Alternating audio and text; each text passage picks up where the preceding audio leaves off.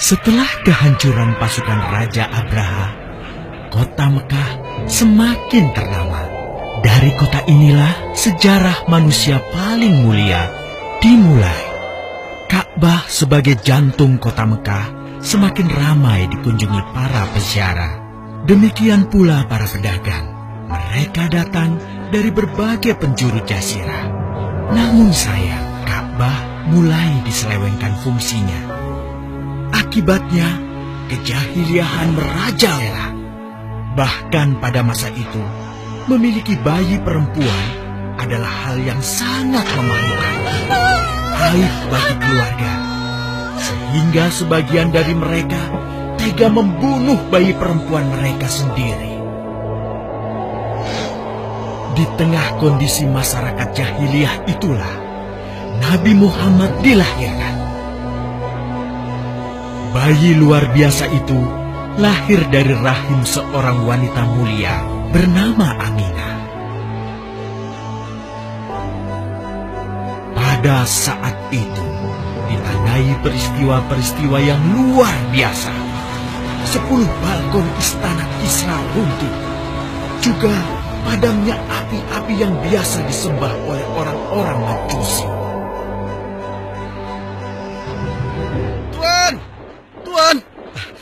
Tuan Abdul Muthalib, ada kabar gembira. Kabar gembira? Kabar gembira? Apa? Kabar gembira apa? Tuan, cucu Anda telah lahir. Benarkah? Laki-laki atau perempuan? Laki-laki, Tuan. Subhanallah, Alhamdulillah, Allahu Akbar. Kalau begitu aku ingin segera melihatnya. Mari, Tuan. Setelah mendengar itu, Abdul Muthalib bergegas menuju ke rumah Aminah.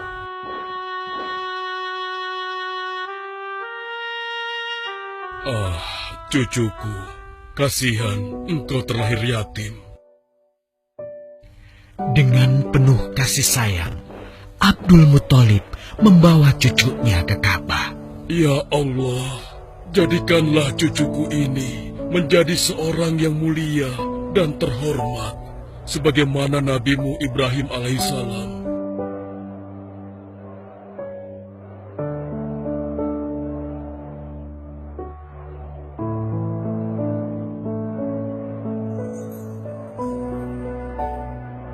Siapa namanya, Ayah? Muhammad. Muhammad? Iya, aku akan menamainya Muhammad. Artinya yang terpuji. Kehadiran Muhammad kecil sungguh memberi kebahagiaan. Tidak hanya bagi keluarga Bani Hashim. Bahkan seluruh kabilah suku Quraisy menyambutnya dengan sukacita. Kemudian Abdul Muthalib mencarikan ibu susu bagi Muhammad kecil. Kita sudah berhari-hari mencari anak susuan, yang dari situ kita akan mendapatkan imbalan yang cukup. Namun hingga saat ini, belum juga kita dapatkan. Ya, istriku, aku mengerti. Apa kita terima saja bayi yatim itu? Muhammad maksudmu? Iya, cucu dari Abdul Muthalib. Kasihan dia. Hampir semua teman-teman dari rombongan kita tidak ada yang mau menyusuinya. Karena tidak ada harapan untuk mendapatkan imbalannya dari ayah bayi itu. Betul juga engkau, istriku. Kasihan anak itu. Aku mendukungmu jika engkau susui dia. Mudah-mudahan Allah memberikan keberkahan bagi kita. Halimah segera mendatangi Abdul Muthalib. Dia bersedia untuk menjadi ibu susu dan pengasuh bagi Muhammad kecil. Betapa gembira Abdul Muthalib mendengarnya. Halimah dari Bani Sa'ad itu akhirnya dipercaya Abdul Muthalib untuk mengasuh cucunya 2 tahun lamanya. Ayo istriku, kita berangkat sekarang. Sebentar lagi suamiku, insya Allah kita berangkat sampai anak ini kenyang. Kalau begitu, aku lanjutkan berkemas-kemas dahulu. Hah? Ada apa suamiku? Lihat, unta dan keledai kita. Mereka demikian sehat, tidak seperti sebelumnya. Subhanallah. Betul, suamiku. Tidak seperti kemarin. Demi Allah, kau tidak salah memilih istriku. Kau telah mengambil anak yang dipenuhi dengan barokah. Allah melimpahkan keberkahan atas Halimah dan suaminya. Mereka pulang ke kampung Bani Sa'ad dengan penuh rasa syukur. 2 tahun berlalu sudah.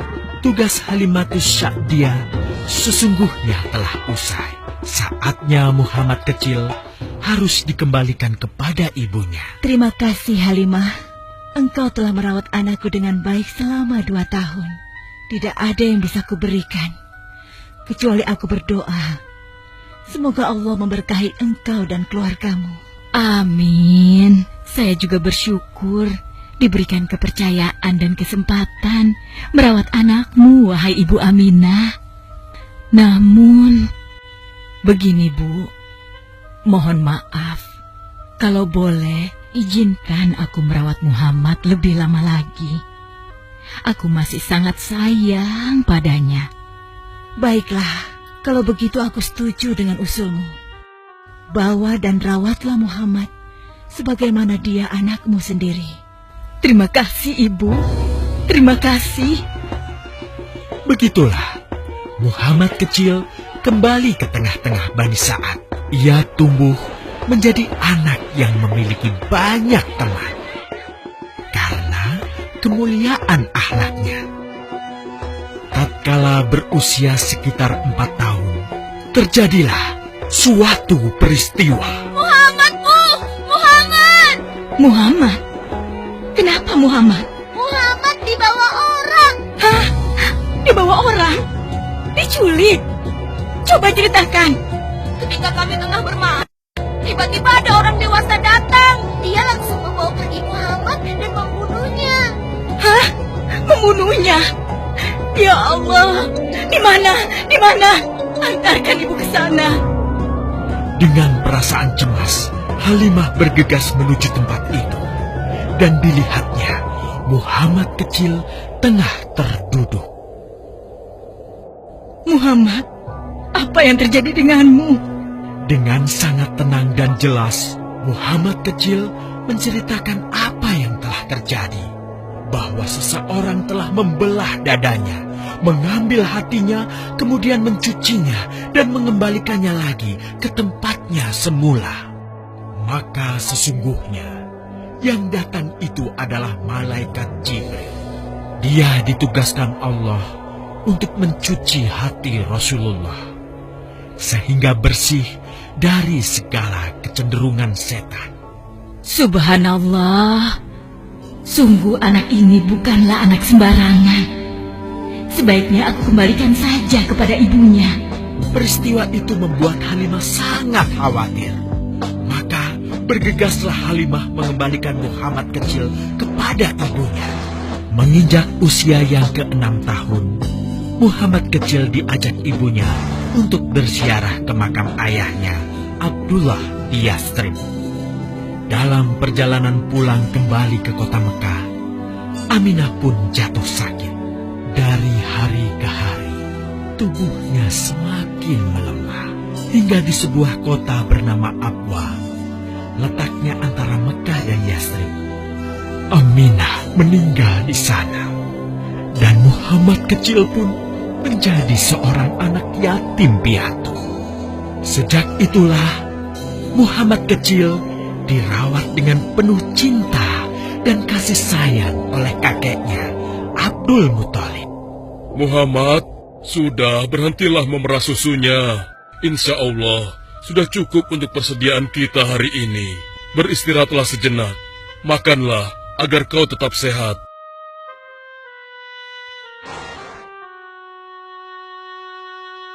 Ya Allah, betapa mulia akhlak cucuku ini. Namun, kasih sayang Abdul Muthalib tidak berlangsung lama. Saat usia Muhammad 8 tahun, Abdul Muthalib kakeknya yang sangat menyayanginya itu meninggal dunia. Kemudian, pengasuhan atas Muhammad pun beralih ke pamannya, Abu Thalib. Muhammad kecil tahu betul betapa sayangnya pamannya kepadanya. Di mana Muhammad? Ia tengah mengembalakan kambing milik salah seorang penduduk Mekah, suamiku. Sejak kapan dia keluar rumah? Sekitar waktu subuh tadi. Subhanallah, betapa baiknya akhlak keponakanku ini. Ya Allah, maafkan ketidakmampuanku mencukupi kebutuhan keponakanku. Sayangi dan berkahilah dia. Jadikanlah dia orang yang mulia di antara manusia. Hingga saat usia Muhammad menginjak 12 tahun, pamannya Abu Thalib mengajaknya berdagang ke Syam. Sampailah mereka di satu daerah bernama Busra. Saat mereka beristirahat, datanglah seorang pendeta menghampiri. Wahai saudaraku, selamat datang di Busra. Tampaknya kalian bukan orang sini. Dari manakah kalian berasal? Terima kasih saudaraku. Kami datang dari Mekah. Lalu, siapakah gerangan anak ini? Ini adalah keponakanku. Muhammad namanya. Apakah engkau bertanggung jawab atasnya, Tuan? Ya, Kemana ayahnya? ayahnya sudah meninggal sejak ia masih dalam kandungan. Oh, apakah kini dia yatim piatu? Benar, Aku sungguh beruntung bertemu dengannya. beruntung. Beruntung apa? Sungguh, keponakanmu ini adalah orang yang sangat istimewa. Oh ya? Ya, dia adalah seorang nabi, Hmm? seorang utusan Allah. Bagaimana kau tahu hal itu? Aku tahu karena aku seorang pendeta, dan berita kedatangan dia sebagai seorang utusan Allah sudah disampaikan di dalam Injil. Bahkan aku pun bisa mengetahuinya dari cincin kenabian yang berada di bagian bawah tulang rawan bahunya, yang menyerupai buah apel sebagai tanda kenabiannya.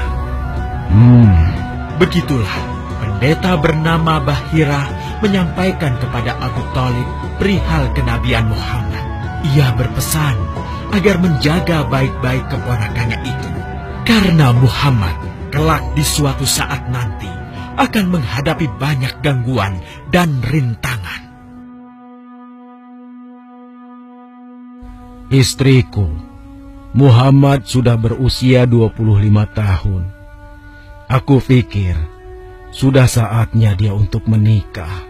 Betul, suamiku. Namun, dengan siapakah dia akan kita jodohkan? Kemarin Khadijah mengirimkan utusannya dan menyatakan keinginan Khadijah untuk menjadikan Muhammad sebagai suaminya. Hah? Khadijah? Khadijah yang mulia itu? Betul, istriku. Khadijah yang selama ini mempercayakan barang perniagaannya kepada Muhammad. Kenapa dia memilih Muhammad? Ya, Khadijah mengagumi kejujuran dan kebaikan akhlak Muhammad. Menurutmu sendiri bagaimana? Aku pikir Khadijah adalah wanita terbaik bagi Muhammad. Kita akan melamarnya. Tepat di usia 25 tahun, Nabi Muhammad menikahi Khadijah yang berusia 40 tahun. Dari pernikahan itu, mereka dikaruniai Allah 6 orang anak. 2 laki-laki adalah Al-Qasim dan Abdullah. Sedangkan putrinya adalah Zainab, Ruqayyah, Ummu Kulsum, dan Fatimah. Namun, kedua putranya itu telah meninggal semenjak mereka kecil. Suatu ketika, terjadilah banjir besar di kota Mekah. Kabilah-kabilah di kota Mekah pun bergotong royong membangun kembali Ka'bah. Setelah pembangunannya selesai, terjadilah perselisihan antara pemuka kabilah tentang siapakah yang paling pantas meletakkan Hajar Aswad di Ka'bah. Abu Thalib, apa yang harus kita lakukan? Kita sudah bicarakan hal ini selama 5 hari, namun tidak ada titik temu. Aku khawatir akan terjadi pertumpahan darah. Sudah, begini saja. Kita sepakati bahwa masalah ini kita serahkan kepada takdir terbaik. Lihat pintu masuk Ka'bah itu. Siapapun yang pertama kali akan melewati pintu itu, dan siapapun dia, kita tidak boleh menolaknya. Setuju? Aku juga setuju. Baiklah, aku setuju. Aku juga setuju. Baiklah, kita perhatikan bersama. Tidak lama setelah kesepakatan itu, atas izin Allah, Nabi Muhammad menjadi orang pertama yang memasuki pintu menuju Ka'bah. Alhamdulillah, segala puji bagi Allah. Ternyata Muhammad, dan memang dia adalah orang yang tidak pernah kita temui ada celah. Betul? Betul. Iya, Betul. Nabi Muhammad pun menerima kepercayaan itu. Dengan kebijaksanaannya, Nabi Muhammad meminta sehelai kain, lalu meletakkan Hajar Aswad di atasnya. Nabi Muhammad mempersilahkan seluruh pemuka kabilah untuk memegang ujung-ujungnya dan mengangkatnya secara bersama-sama. Setelah sampai pada sudut Ka'bah, giliran Nabi Muhammad meletakkan Hajar Aswad di tempatnya semula. Terhindarlah perpecahan di kota Mekah. Meskipun demikian, kegelisahan masih terus menggelayuti hati Nabi Muhammad. Kejahiliahan ada di mana-mana. Kezaliman dan kemaksiatan terus berlangsung. Ia tak habis pikir. Nabi Muhammad mulai merenung dan menyendiri untuk menghindar dari perilaku jahiliyah. Nabi Muhammad memilih tempat di sebuah goa di atas bukit sekitar Mekah. Goa Hiro. Dari mulut goa itulah Nabi Muhammad bisa memandangi kota Mekah yang dicintainya dengan pandangan yang lebih luas. Hingga suatu ketika, sesuatu yang tidak pernah terbayangkan sebelumnya terjadi. Tiba-tiba, goa itu menjadi terang benderang. Kemanapun arah mata melihat, di sanalah cahaya itu ada. Itulah malaikat Jibril. Jibril berkata, "Bacalah." Dengan gemetar, Nabi Muhammad berkata, "Aku tidak bisa membaca." Malaikat Jibril lantas merangkul Nabi Muhammad SAW dengan kuat hingga nafas beliau sesak. Seraya berkata lagi, "Bacalah." Sampai akhirnya malaikat Jibril membantunya setelah merangkulnya dan menyuruhnya membaca hingga 3 kali. Kemudian malaikat Jibril membantunya membaca. "Bacalah dengan menyebut nama Tuhanmu yang menciptakan. Dia telah menciptakan manusia dari segumpal darah. Bacalah, dan Tuhanmulah yang paling pemurah, yang mengajarkan manusia dengan perantaraan Al-Qalam. Dia mengajarkan kepada manusia apa yang tidak diketahuinya." Kalimat suci telah terucap. Resmilah sudah. Dari dalam Goa Hiro, Allah mengangkat Nabi Muhammad SAW sebagai penuntun dari kegelapan menuju cahaya, dari keburukan menjadi kebaikan, dan dari kesengsaraan menuju ke keselamatan.